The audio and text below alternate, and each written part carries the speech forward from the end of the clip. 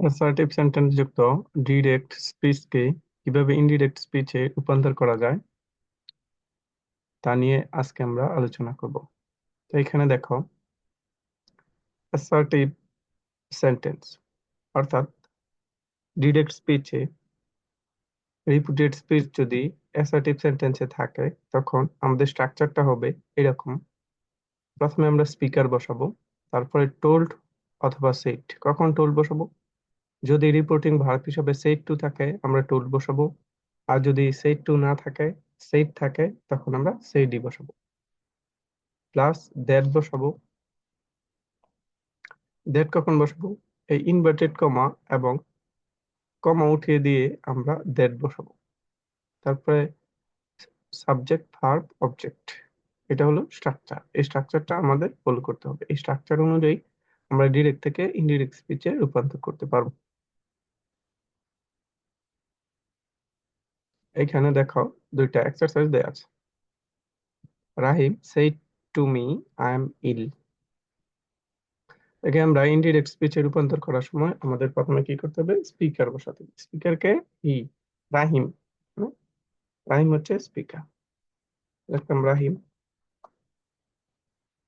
এখানে যেহেতু said to আছে, সেড টু থাকলে আমরা অবশ্যই অবশ্যই টোল্ড বসাবো, টোল্ড। তারপরে লিসেনার বসাবো। এখানে লিসেনার হচ্ছে, সরি, এখানে লিসেনার বসাতে হবে স্ট্রাকচারের ক্ষেত্রে। লিসেনার,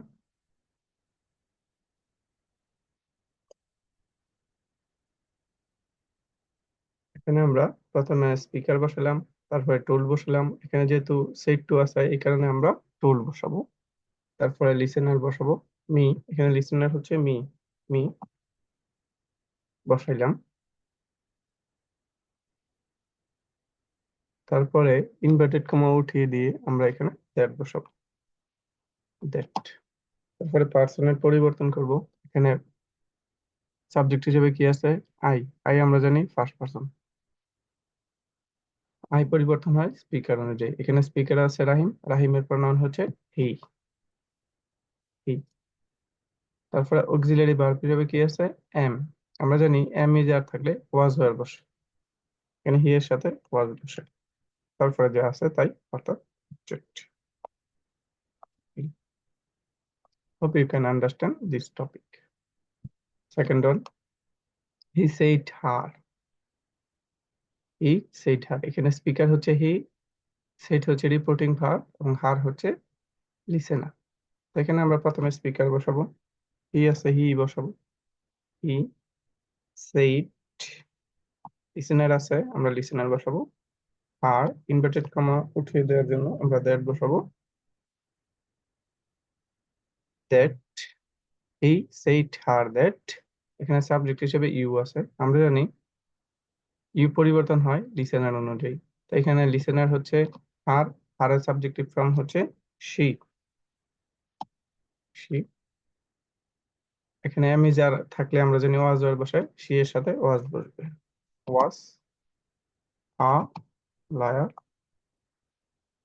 আর আরেকটা জিনিস তোমরা খেয়াল করবে, এখানে দেখো আমি রাহিমের পরিবর্তে কি বসাইছি। এখানে অবশ্যই অবশ্যই তোমরা ইনভার্টেড কমা দিয়ে আর লিখে দিবে, এটা তোমাদের অবশ্যই লিখতে হবে। Hope you can understand this topic.